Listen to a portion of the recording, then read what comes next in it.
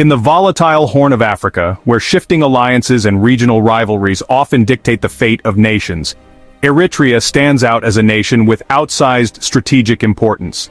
Its location along the Red Sea places it at the crossroads of global trade and military interests, making it a coveted partner for world powers seeking influence in the region. Eritrea's partnership with Russia is not just a diplomatic gesture, it is actively reshaping the balance of power in the Horn of Africa. As Moscow seeks to expand its presence, Eritrea emerges as a willing collaborator, eager to assert its sovereignty and challenge the status quo. Once isolated and often overlooked by the West, Eritrea now leverages its prime Red Sea location to break free from decades of marginalization.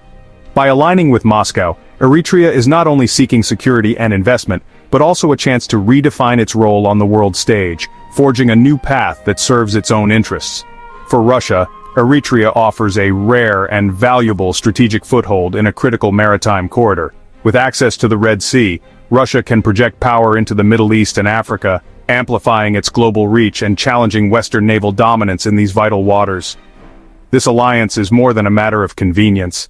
It is rooted in a shared anti-Western sentiment and a mutual desire to promote a multipolar world order.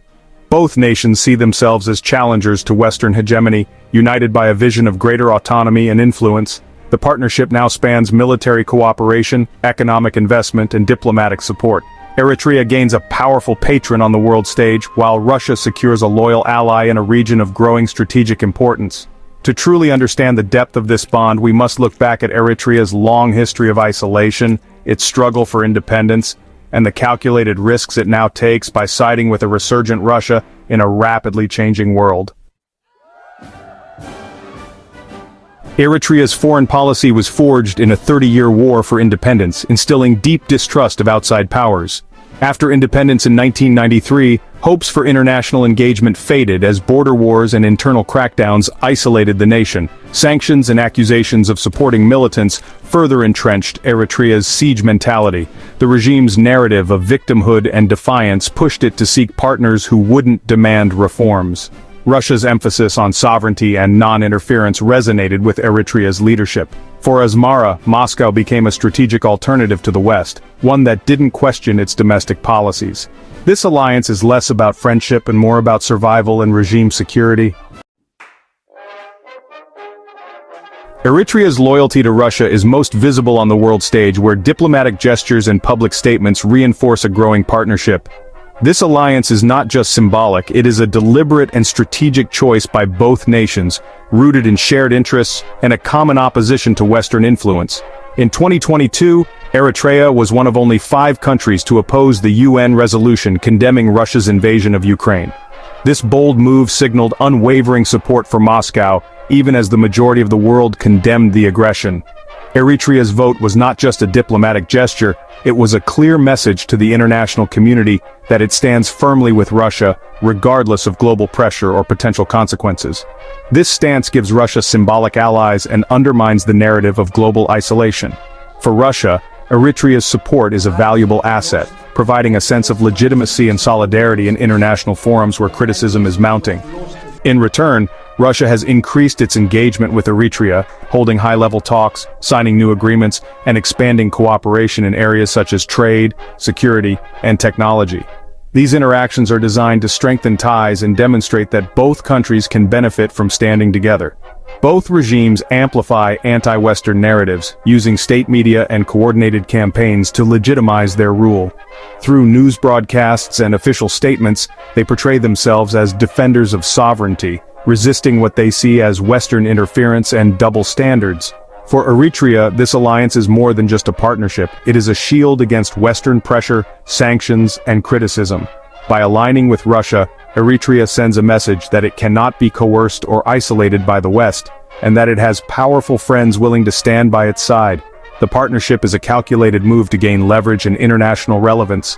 For a small nation like Eritrea, being seen as a key ally of Russia elevates its status and gives it a stronger voice in global affairs.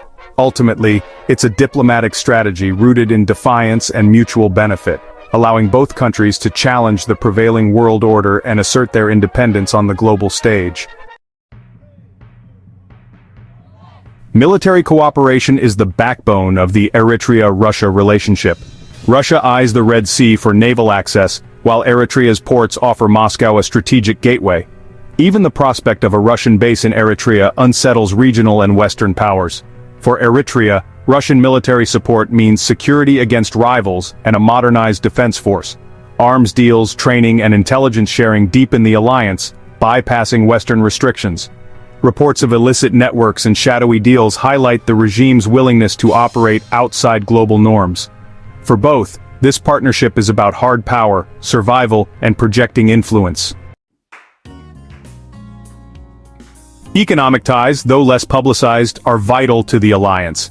Eritrea's untapped mineral wealth and need for investment make Russian expertise attractive. Russian involvement in mining and energy offers Eritrea development without Western conditions. Scholarships for Eritrean students in Russia build soft power and future loyalty. Both countries frame their economic cooperation as resistance to Western exploitation, promoting a narrative of South-South solidarity.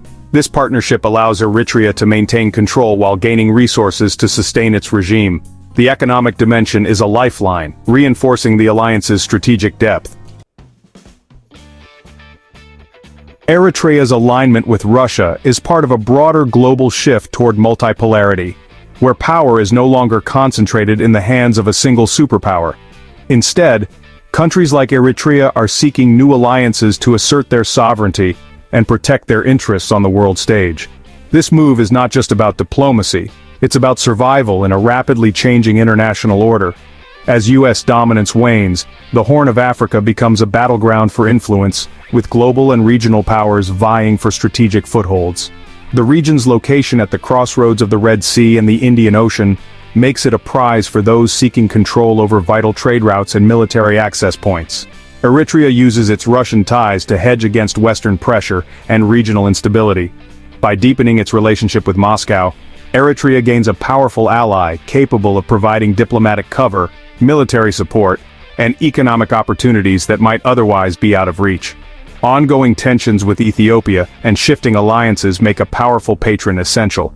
Eritrea's leadership knows that in a region marked by conflict and uncertainty, having Russia's backing can be a crucial deterrent against both external threats and internal unrest.